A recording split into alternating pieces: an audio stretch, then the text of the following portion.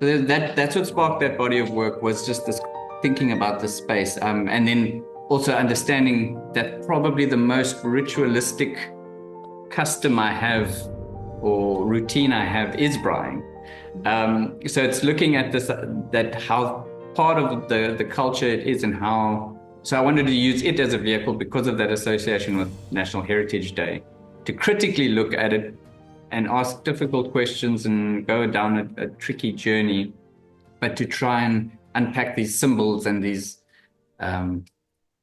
icons, or these ideas of white African heritage, around the theme of braai. So I used actual braai wood in certain works. Like I said, I've got scans of braai wood.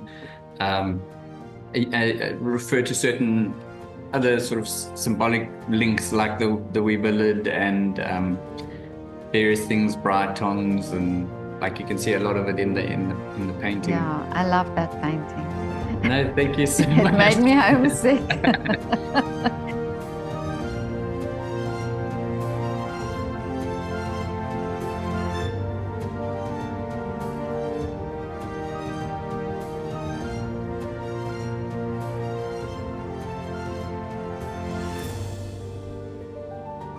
Hello, Jonathan. Hi, Petra. How are you? I'm fine, thank you. Do you speak Afrikaans as well?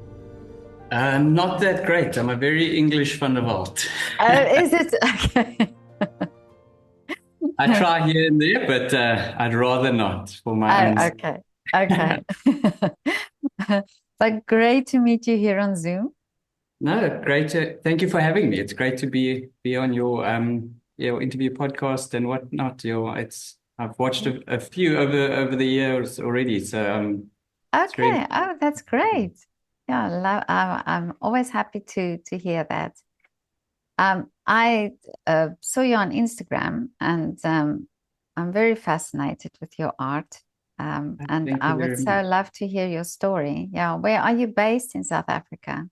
So I'm based in Kaapberge, or Port Elizabeth is its previous name. Probably for about 20 something years, I've been based here. But I was born in Kimberley, actually.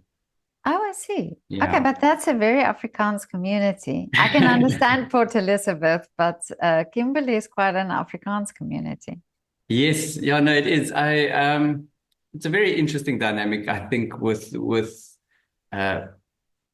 my family going back generations, because we have obviously the Van der Walt surname, and my dad was obviously, his grandfather was a Van der Walt, but his father, my grandfather, married a British butler, and that's where the English came in. But at the same time, there's a little bit of conflict in the fact, and in those decades, to be marrying an English lady. So that's where the split sort of came, and then I think my mother is an English teacher, so maybe that just reinforced it. Oh, I see. Okay. Yeah. So what took you to Port Elizabeth then? We used to travel there a lot as kids. My gran was based here, so it was always a holiday spot for us. And then eventually, I think my parents originally went to Kimberley for work. Okay. So I don't think it ended up being 20 plus years there for them, but eventually they did want to move closer to my gran. So that's what brought us, to PE. For me, I was about 10 years old or so when I moved here. So it's pretty much most of my life. And it's close to it's near the sea. Yes. Yeah.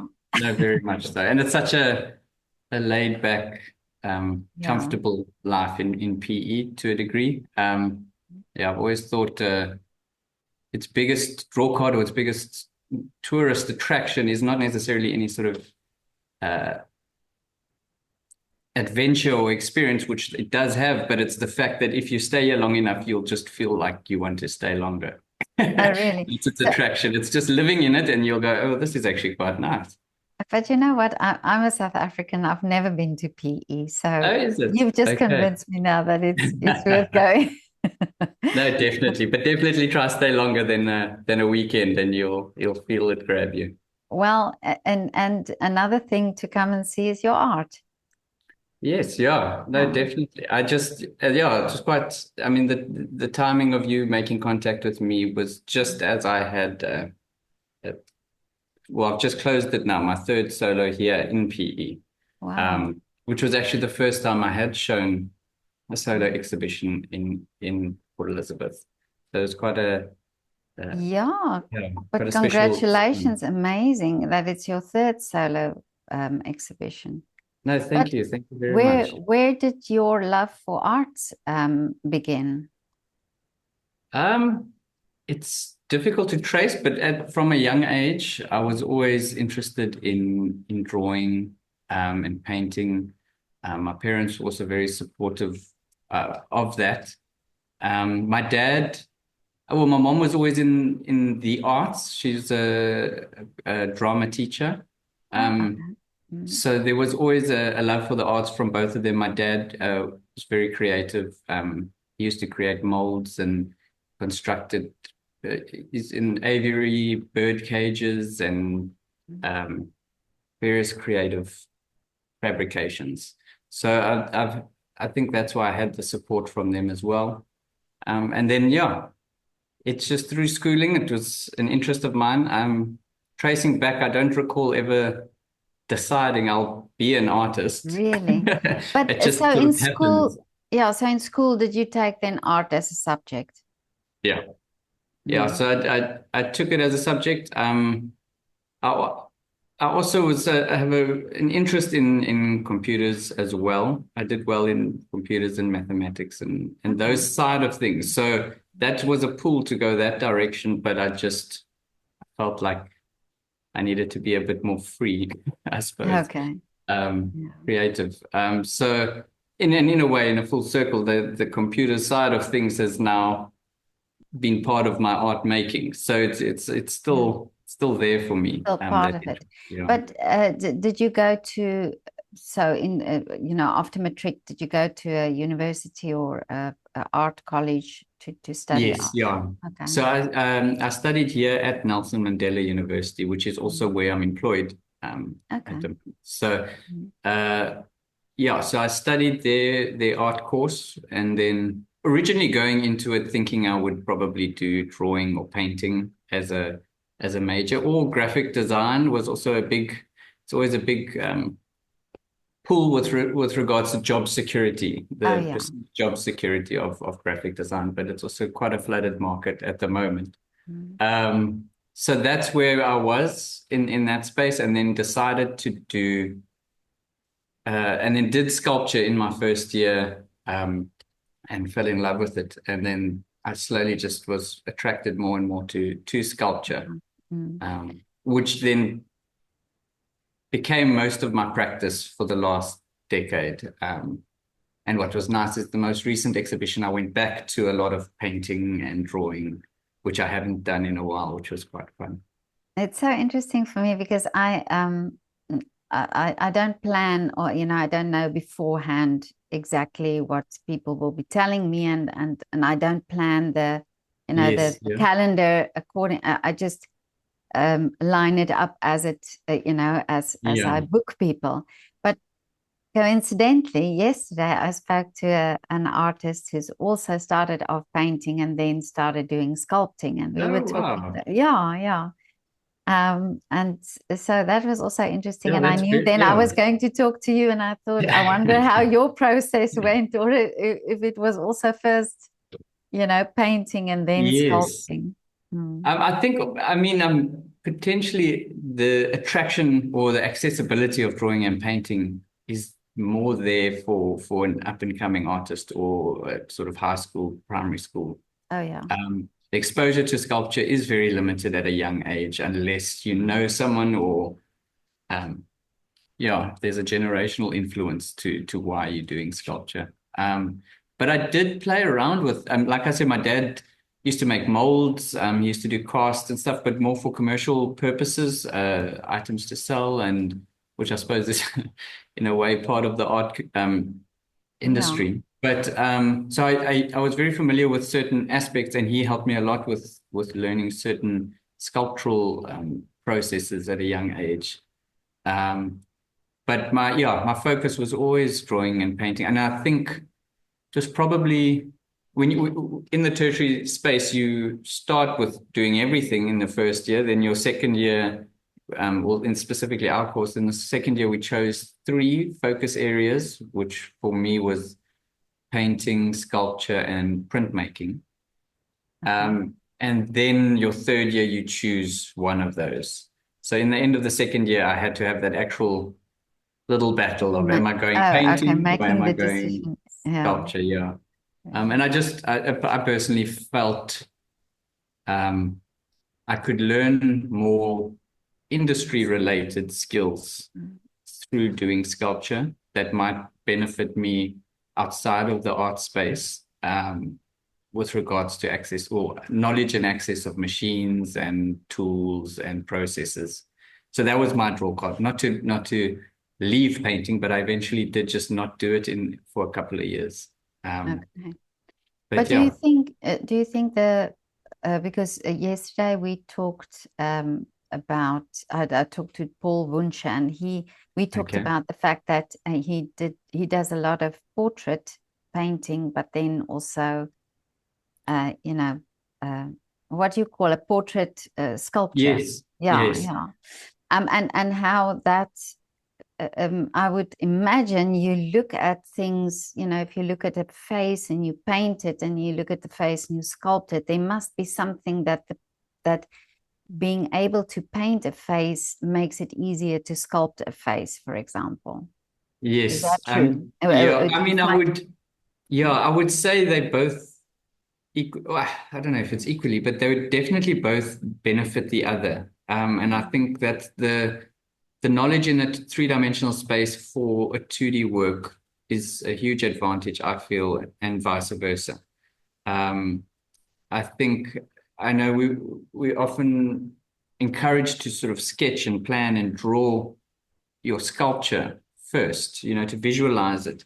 And that's already trying to understand the 3 dimensions in a 2D limitation. So I think that jumping between that 3D and 2D space definitely helps the overall understanding of form.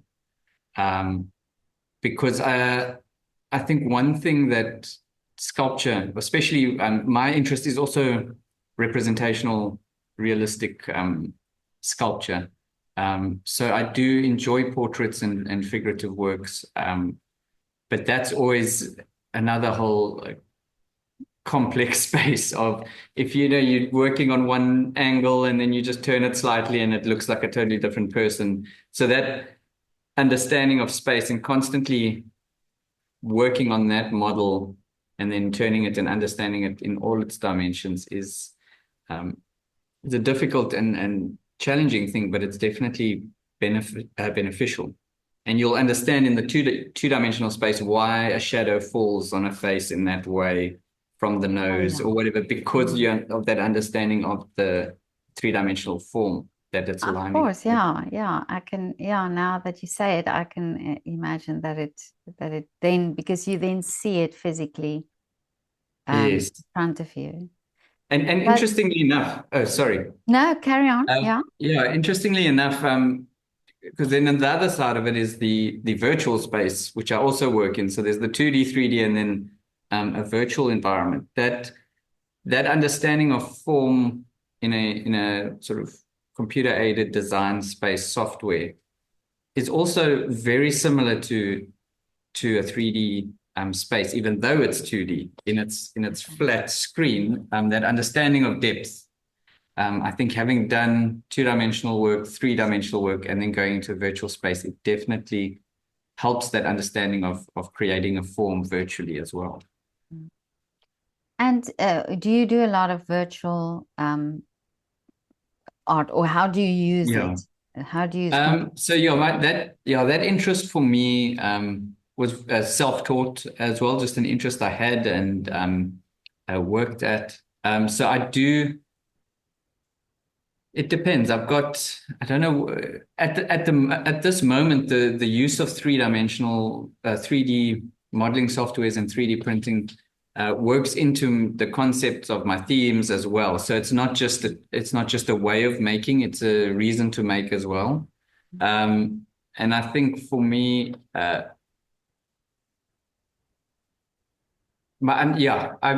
bring in.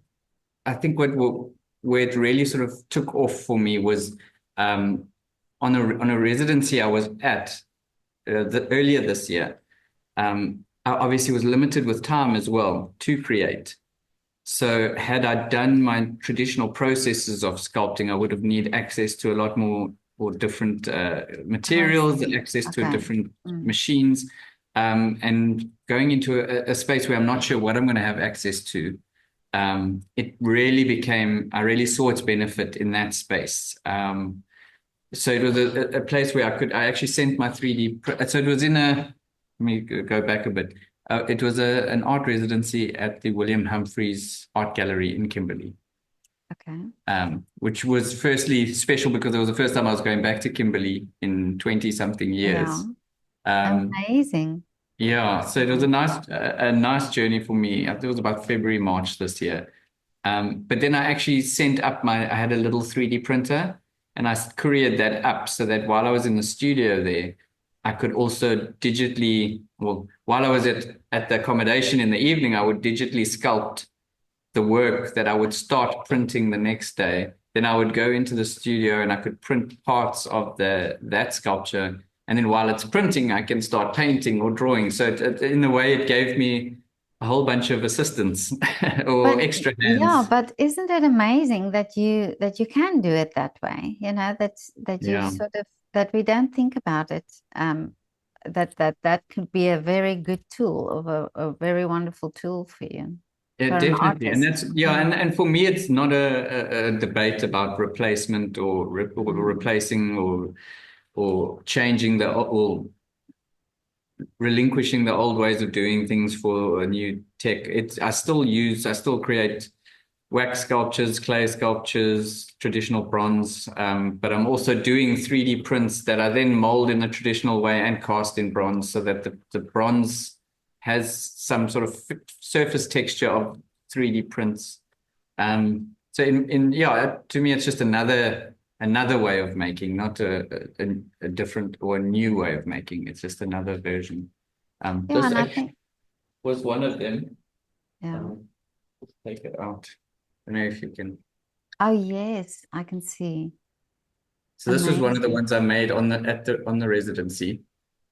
Wow, beautiful. And that was designed then on the computer. Yeah.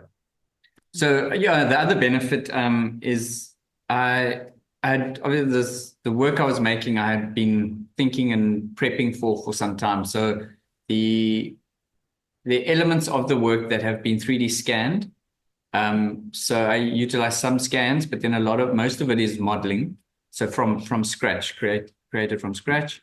But then I incorporate elements of scans. So I have like a Google Drive folder of various items. So I think I've got like 50 something pieces of braai wood that have been scanned from black wattle to Roykrans and just in their different folders labeled what braai wood they are. And then I've got lamb chops. This one was from lamb chops, yeah. Oh, okay. So you can see the scan. I see, yeah. Of the lamb, yeah. So and then also I had a Weber lid scanned. Oh, I see. That's a Weber lid. I wondered what it was. Amazing. Yeah, so it's a lot of fun. But what's great is that resource or that database of all these items is accessible wherever I am. But that you thought of even scanning these things, that well, it was quite a hilarious situation. My brother has a Weber braai. I want to tell him about this.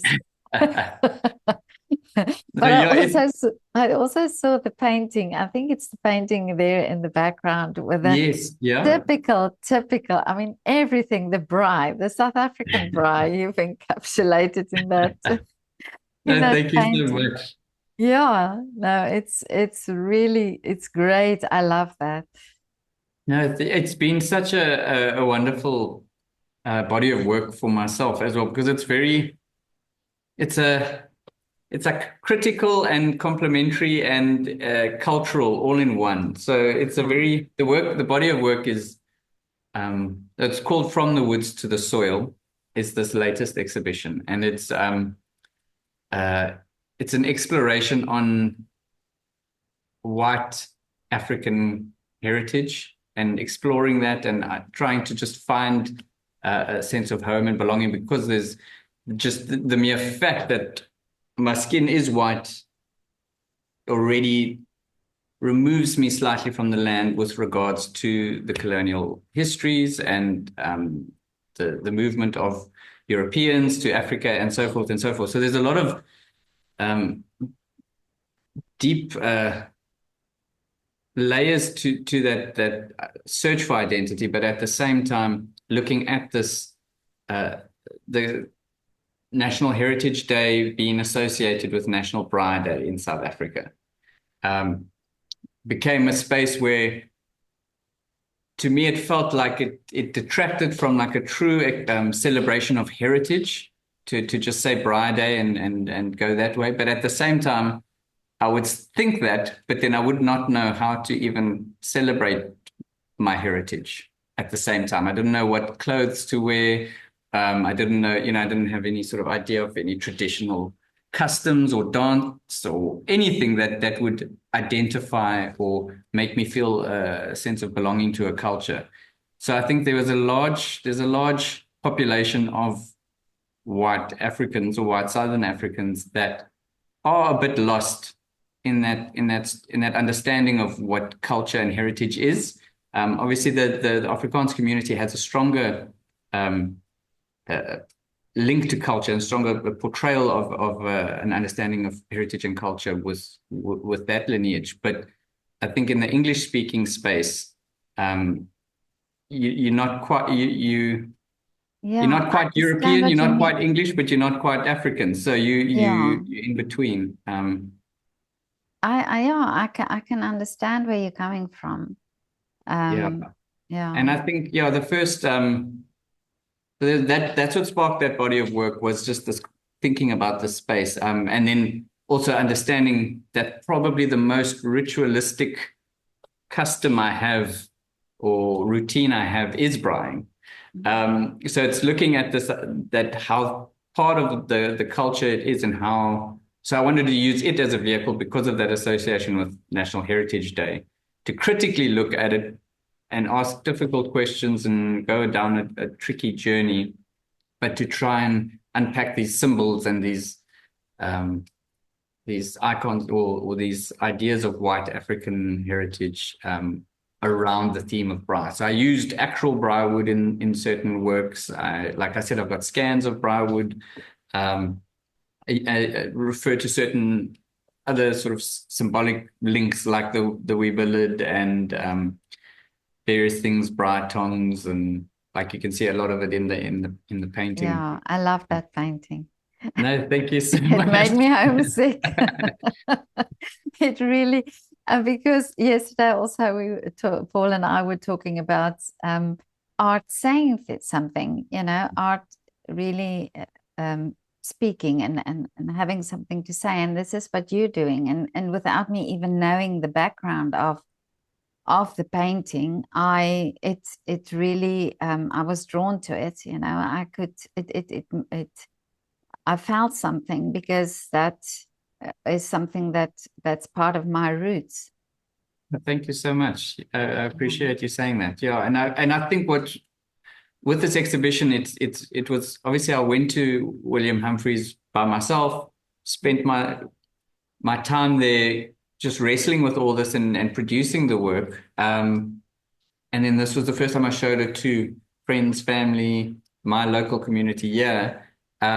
and both in Kimberley and here, I was very much overwhelmed with how much response I got from people who felt the same way, or who had similar sort of, or added to the narrative, also gave me more insight, or just how it spoke to a lot of people across different cultures, different races. It was very eye-opening, which was great.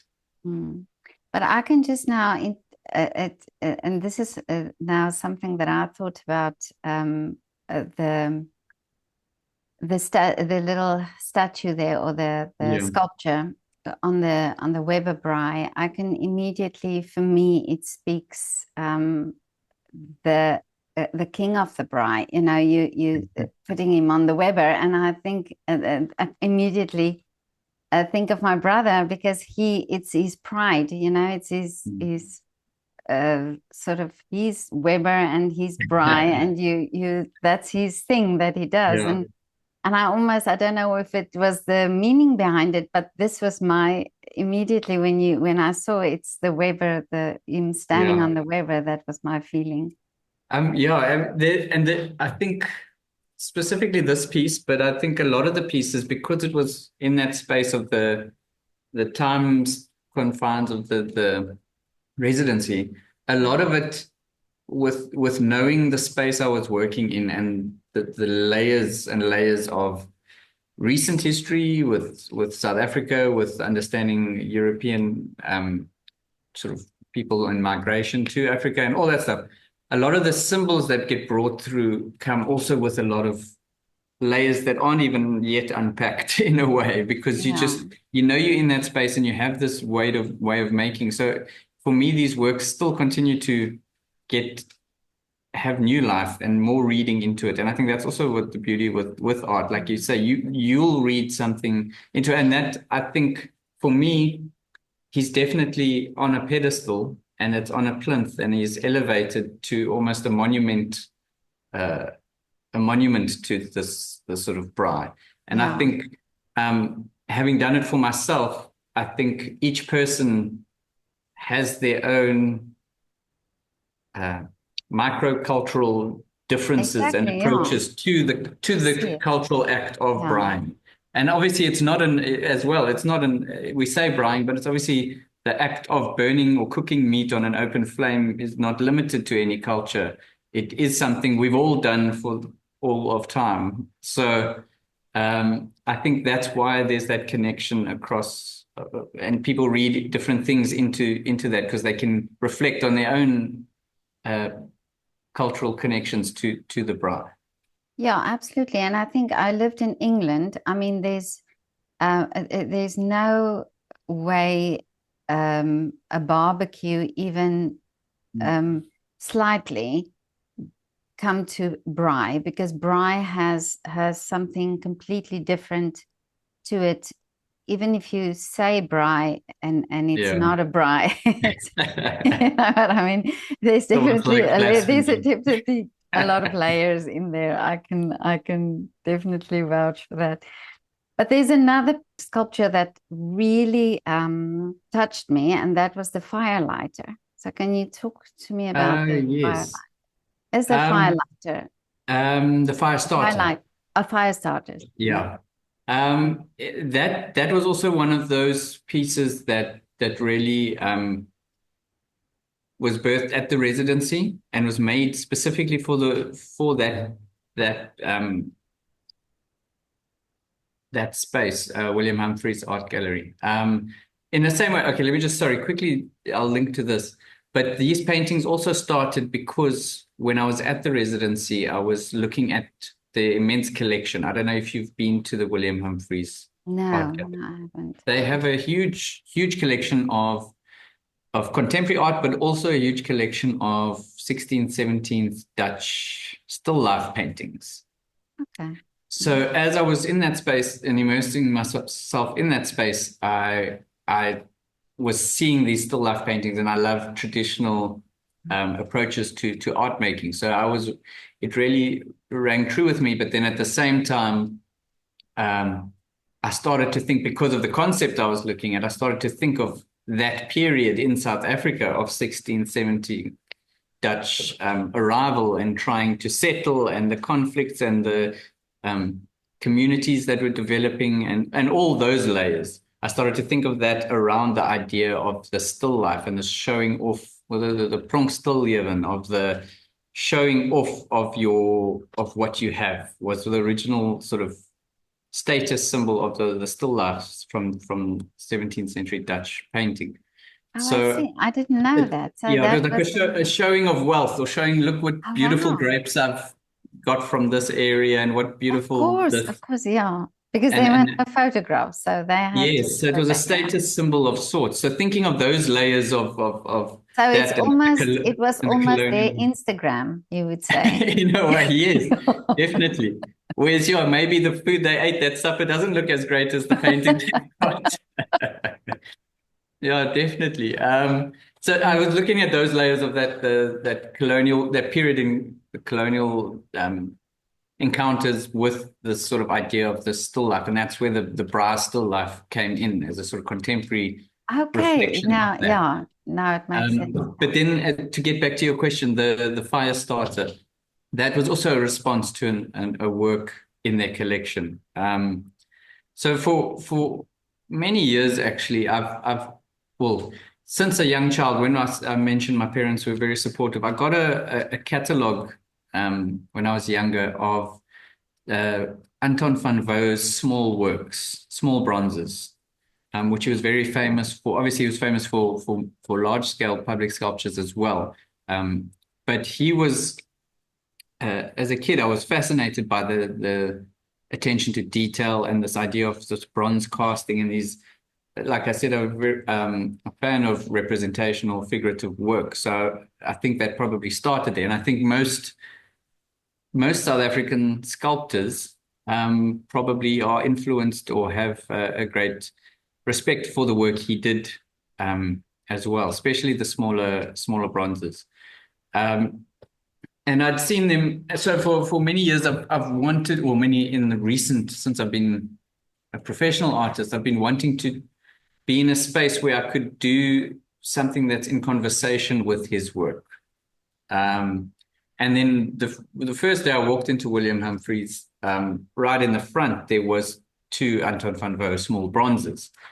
And it just felt like I knew from that first day, I'm like, okay, I'm going to do something here. But I worked sort of as the residency went on, I started to sort of percolate on this idea of interacting with it, because he was also, I think he immigrated to South Africa in his 20s, and then created a lot of public sculptures, public art pieces, that he, and there was a lot of, sometimes if you read into a lot of controversy around his subject matter. So it would be of the indigenous people, but they would be nameless, or there would be a detachment to who they are, even though there was a respect and a detail in capturing them and their person.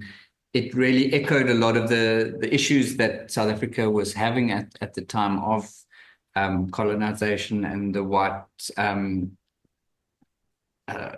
superiority over a black subject, and that sort of discussion was always part of his work because of the time he was in. And for example, this work was called the Dacha Smoker.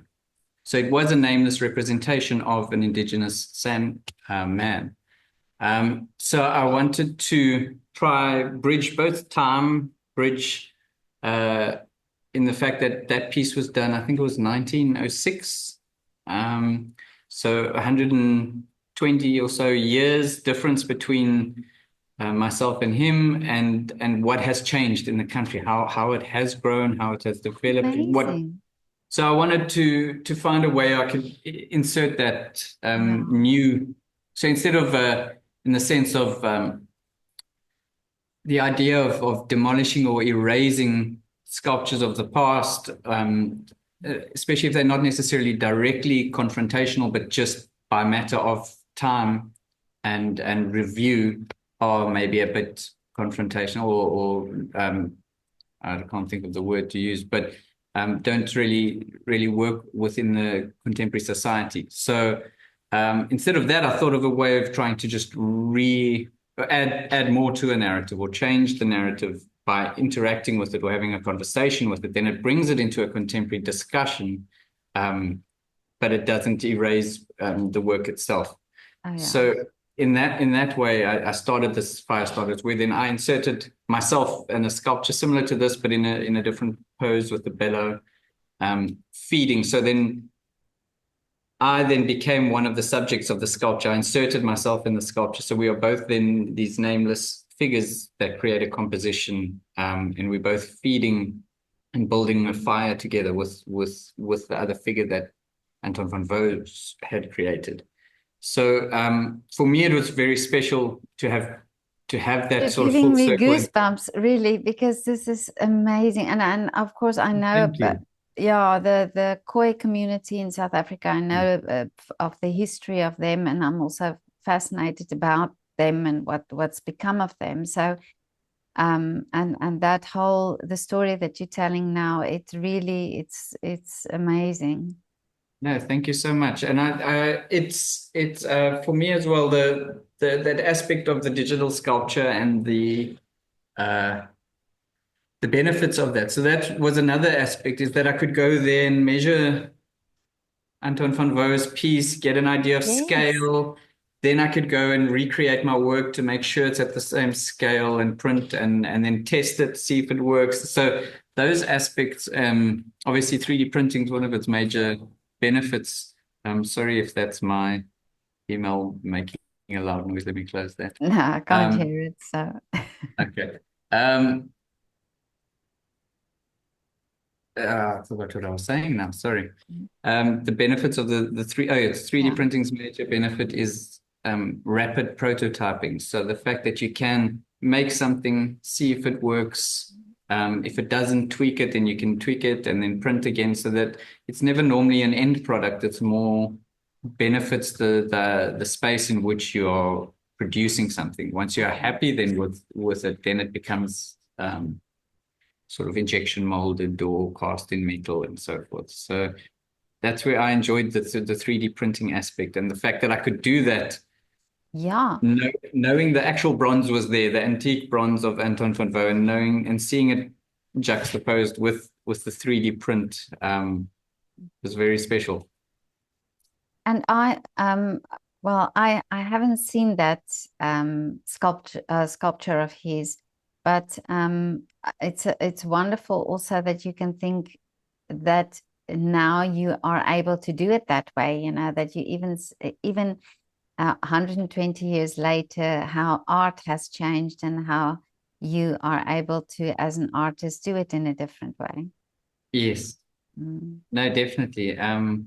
I think it was special also knowing the personal influence maybe his work and the aesthetic of his work had on me personally as well, was also something special. And it's even noted that specific bronze was one of his favorites, which was also, yeah. And you can see why the detail on that piece is incredible.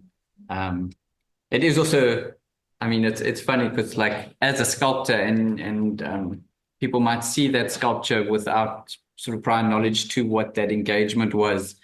I think I've had one or two inquiries if I can make an edition of that piece for them, and then Really? obviously I have to let them know it's not my work.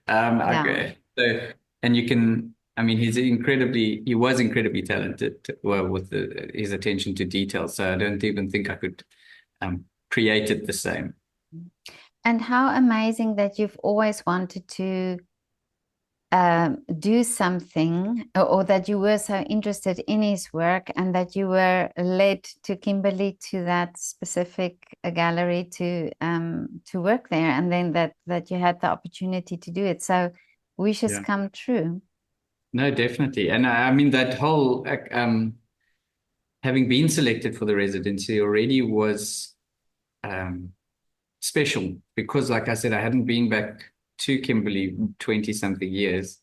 And then on top of it, I'm dealing with the work about my heritage, my understanding of home, all these layers. Then to be able to have done it in my hometown or in place of my birth, and to contribute to Kimberley's art community, and obviously that piece that I'm talking about, the fire starter, and the first, I don't know if you saw the first painting I did in the residency. This one I did after the fact for the PE exhibition. But the first one I did there, they also purchased for their collection. So those pieces now sit in their collection in Kimberley, which is then also special to have been contributed to their collection. Yes. Oh, that is wonderful. And I mean, that's your roots, isn't it? Yes, That's yeah. where you were born. And but I'm just thinking what an amazing process it must be to have this idea and this thought about what you want to explore. And I can just imagine as you are working, it becomes more. So your thought process, and then you discover more things that you want to say through your art. Yes. Yeah, definitely. I think um, it was a small idea that I had slowly been building, and I used obviously in the application for the residency. I had made, I think, 3 or 4 works prior to that I used as sort of visuals or context for the application. So it was still in its early stages of this idea, but nothing, because it was so very personal and very not it's potentially, if done wrong or done with different intentions, it can be a bit confrontational or what's the word? Controversial, but it was very genuine and a very sort of reflective approach to it.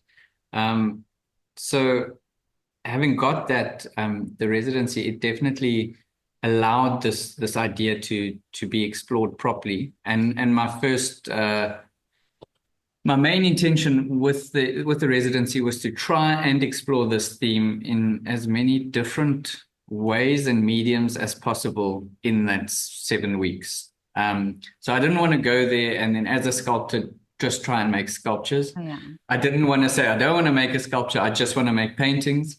So the exhibition as a whole had paintings, drawings, photography, mixed media things, interactive pieces, the 3D prints. Wonderful. And then, like I said, with the actual braai wood, I created works with the actual braai wood. And part of that as well was the idea of the wood that we braai in South Africa are majority of those woods are alien invasive species. So that became like another Oh, I symbol. didn't know that. Yeah, so like the Rooikrans and the black wattle are all foreign trees that are rooted in African soil. That so there was layers of that sort of colonial Wow. Yeah. narrative. So I was trying to use that as a way of then adding more depth and like substance to the cultural ritual of braaiing as a way for me, not to say that's what it is, but as a personal process, it becomes this shedding of these alien roots to create ash, which is then fertile for the soil. So there's like a whole, almost a poetic line through it that was. Jonathan, this is amazing. I love it. Thank you so much, Petra. It's Absolutely. I can I so see what you're doing, and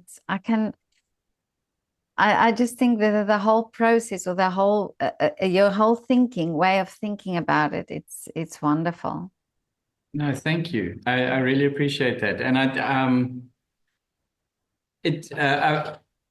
I think the aspect that its basic theme is braai is also a nice. It's a draw card, or it lures people in because Yeah. it's that comfortable space, that idea of community. But at the same time, it's a comfortable community draw in to then talk about things that aren't comfortable, or that things that are a little bit more prickly. But that trying to use that as a way of in visualizing it, in talking about it, in just airing it out. There's a way in which well, definitely for me, since I've had both these exhibitions in Kimberley and PE, I feel a lot more connected to South Africa. Just discussing this or having Yeah. Okay. explored this. But for me, as somebody who I left South Africa in 2001, and Okay. I only recently get the opportunity to go back more frequently, but for a long time I couldn't. And I have to tell you that if I go and somebody says, let's have a braai, it's something you cannot explain to somebody else. It's so part of my roots, and a part of Yeah. me. If I think of going home, yes, of course, I think of my family, but you always think of that gathering and that Yeah. something around it. And there's so many little habits around having a braai that you cannot explain to somebody else. But it's just it comes so natural when you're there, so Yeah. this is why I can absolutely understand where you're coming from and what you're trying to say through this exhibition. Yeah, thank you. And there was even since the exhibition, which maybe speaks to what you're saying as well, is that someone approached me for a commission on a painting that had specific. They gave me specific elements that are true to their brides. Yeah. So, a specific item that reflects their father, or a Mm. specific item that reflects their brother or sister, and then that's when I started to realize also how connected it is to everyone, or to a lot of people, and how you hold Mm. um, sentimentality to these items and These these things, visuals of yeah. these things coming together. Mm. It is, yeah. It's No, something definitely. that's Yeah. been really exposed to me through all of this. Is Mm. yeah, No, but that's wonderful. And like I say, I love your whole thought process through it, or every single detail. I've never thought of it. You never think of the wood. And it's also something that in South Africa is an important aspect, is the yeah. wood, and you Mhm. don't do it on gas, you do Yeah. it with wood. And there's all these little things that's the finer detail Yeah. that makes it what it is. So no, that's so wonderful. And your parents must be very proud of you for what you've done and what you've Yeah, achieved. yes, definitely. It's and I'm like I said, they have been always so supportive. So um when I first actually thought about this body of work, I was hesitant because it felt almost like you were trying to contradict or be confrontational to the past in a way by just Okay. discussing it. Mm. So there was an element of it that you think about how is my family going to feel about, but the way it has materialized as a whole has been uh, a lot more inclusive. It's been a lot more welcoming in the discussions that are difficult. So it's like and I think it resonates with a lot of people because many white South Africans have 4 or 5 generations born in South Africa, 6 generations. So it's not many of us don't have necessarily ancestral visas or even a slight link to Europe in any sort of way. Yeah. Um, and that's where it becomes this tricky space where you're sort of lost. And you know there's a comfortability in the space and you know it's your home, you know it was your parents' home, you know it was your grandparents' home, but you can't grab onto sort of any sort of cultural pride in that. And I think that resonates with a lot of people. And I think it's also important that we do sometimes ask difficult questions or ask uncomfortable questions or, have to think about mm, these things, because then you come up with reasons, or you Yeah. understand yourself better, you understand the background better. And I think art is such a great way to do it. I think also you were mentioning before that graphic design, you were thinking of going in graphic design. And I was talking to a few students at my the high school that I went to in Vanderbijl Park.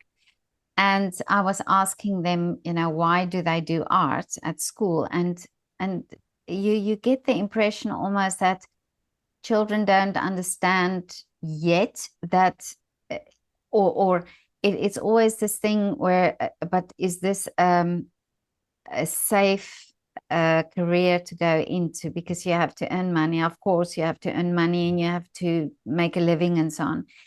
And then, they would say, okay, I can do graphic design. But what you're doing is such a great example of really meaningful art and art that resonate with people, and art that that has a place and a purpose. And I think this is so important that the youth and young children, taking art lessons or doing art in school, understand that it's about that it's about what you're saying and the message and what people feel and respond to. I mean, just my response now, I'm so excited about this. I can imagine if I'm actually in the gallery and experiencing it for my soul, for my emotional well-being, what that means and how I take that away. So it's amazing what art does. Yes, definitely. And I think, like I said, I'm employed now at Nelson Mandela University. So I'm an associate lecturer here. And I can also, agree with you with that. There's that, even students will be in their third, and I know it for myself, you'll be in your third year and you still don't quite know what you'll do with it, or what the weight or the meaning of the degree is. But at the same time, I think in our current climate, no degree is really safe. To that degree, nothing can ensure that you will be employed immediately. There's always the element of, if you believe, if you try, if you work hard at it, you make it work for yourself. And I think, I think art is potentially, I would say it's trickier with art because you doubt yourself. You're not going to be employed by an art making company often and be just an employee that just has to use your skills and your knowledge. You have to drive the machine. You have to create the machine. You have to, maintain the machine. So it's a daunting task, but I think it's very rewarding if you see it through.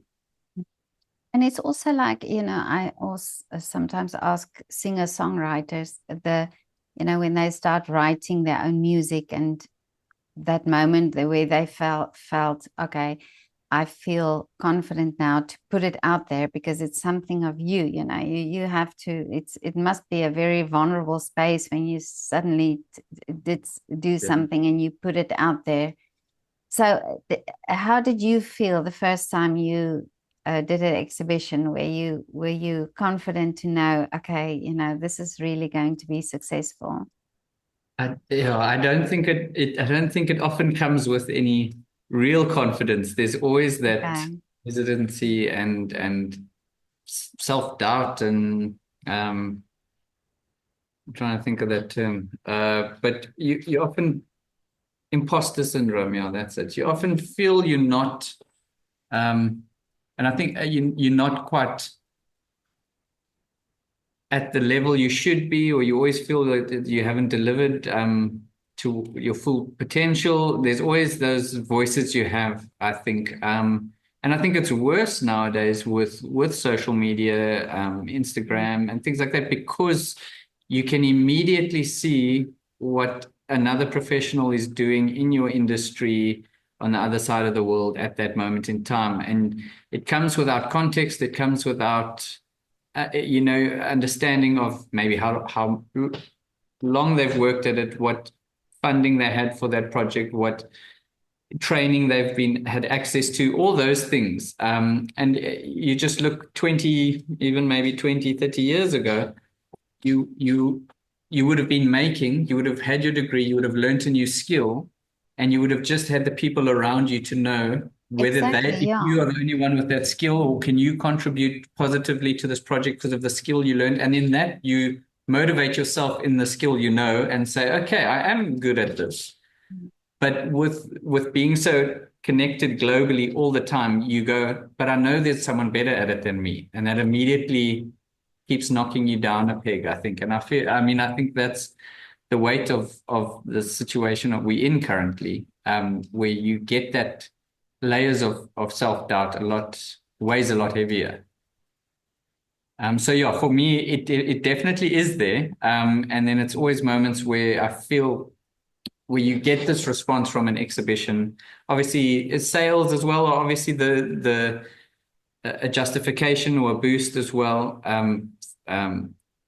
for for your passion, but also financially, it's to get funds for the next body of work and so forth. So I think leading up to an exhibition, I still have those elements. There's certain things where I'll make it and I'll go, this is something special. But more often than not, to be honest, the ones I have felt are special don't get the reaction, and the ones that I didn't think necessarily were that special get the reaction, or the positive. So it's I, do you know what? funny. I feel the same in photography. I sometimes get so excited about something that I maybe, the photograph, how that turned out, or what Yeah. appeared without me even knowing that it was Yeah. there. And then I get so excited, and then I'm the only excited one, but I want to ask you if you, um, in this process where you doing this body of work, and you do something where you really get excited about, do you really then get this emotional response like, oh, wow, I can't believe that it turned out this way. I can't imagine that I could have, that Yeah, it looked this way after I've worked on it.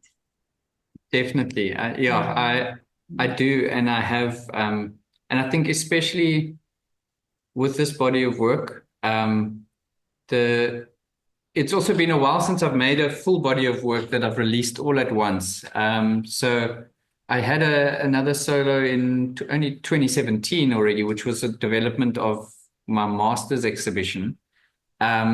And then ever since then, I had just been making a piece based on calls, or based on group shows, or based on Okay. the themes, or competitions. So I would always put my focus on one work, holding that narrative or holding that theme and putting it all there, which comes with its own uh, difficult journey, because then if it doesn't perform like you think it will, Oh yeah. you don't think it was a good exploration in a way. You always not you have that debate with yourself. So um, I think I was putting too much pressure onto one work to encapsulate a whole idea. Whereas now, what I've really enjoyed, obviously, the residency is hugely beneficial, because you walk in on the first day to an empty studio, and they say, okay, in 7 weeks you have a solo. Let us know what materials you want. And then you Wow. sit there going, okay, I don't even know what first step to make. So Yeah. that was a very daunting space, but it also gave me that focused time to string out all these ideas into different mediums. And I think what was hugely beneficial for me, having just focused on one specific sculpture at a time, maybe for specific purposes, it now allowed me to go, actually, what I want to say is a bit confined in a sculpture. It'll it'll actually say more as a series of drawings, and then actually physically Oh, I break see. myself Yeah. away from it. So instead of trying to always gravitate towards one medium of showing it because of maybe comfortability in the process, but then also in the normal routine of life, you only have a certain amount of hours to give after your work day or on the weekend. So when you give it, you want to put it in a space you're comfortable, and it doesn't give you time to truly experiment. So that's where, yeah. And it's The yeah, and it's also probably I mean, I would think people respond differently to different mediums, you know, so they Mm. read in different mediums, different things. Yes, no, definitely. And I mean, going forward, it's really opened up that passion again for drawing and painting. Like I said, I've got that commission after this, so I'm really looking to do a new paint a lot more. So I've already bought a whole bunch of antique frames, um, knowing that there are going to be paintings sitting in them that I just need to make. Wonderful. Oh, I'm looking forward to that. I hope they get posted on Instagram. Definitely, Yeah. definitely. But Jonathan, what apart from putting your paintings in the frames, what are still the wishes for you for the future? Well, yeah, for me, I'm definitely focusing next year on expanding this body of work. I would like to see if I can get this body of work to travel a little bit more. So it's got done Kimberley and PE. I'd like to see if I can get a Joburg or a Cape Town just to, and then with each one, when it came to PE, I added 10 new works to it that were maybe more contextually relevant to PE and PE's history with the colonial connection. So there was a lot more pieces that included clear resin that I want to explore more on, or explore more with. What a piece here, I'll just show you. So there's like more abstracted pieces Oh, wow. that Mm. included gold leaf and braai wood and Oh, red. wow. Oh, So that's beautiful. thank you.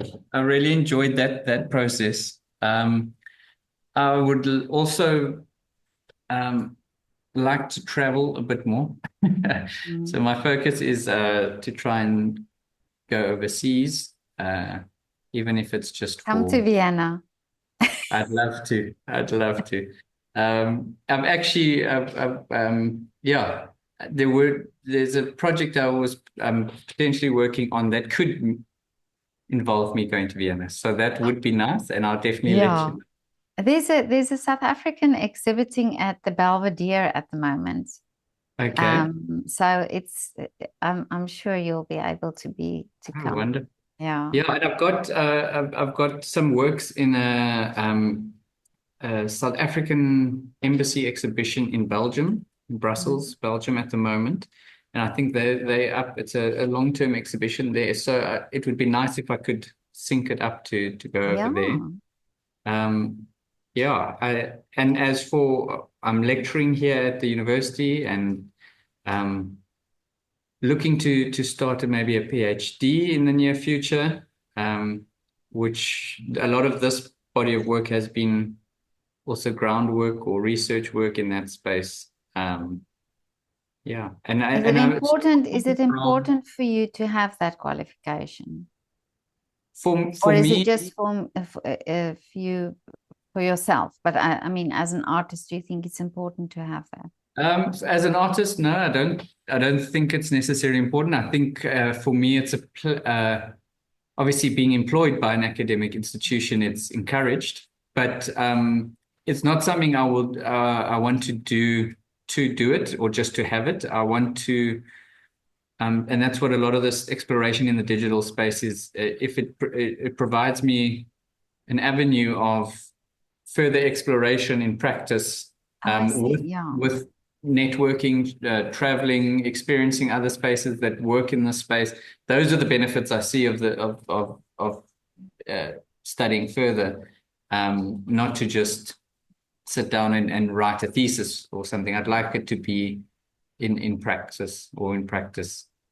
Um, yeah. Other than that, I've had a very busy year this year. So next year I haven't got anything set in stone outside of. I also am the curator at the university's art gallery. So we've got a whole calendar full of exhibitions next year, um, that I'll be looking forward to setting up and showcasing. Well, you're doing amazing work, really. I mean, Thank you so Instagram much. doesn't do you justice, really. Thank you so much. I Yeah. really appreciate No, your I love, feedback. no, absolutely love your work. And I'm so happy that I could talk to you. Thank you so much for your time. And again, Thank you so much for having congratulations. me. Congratulations with the great work you're doing, and see you in Vienna soon.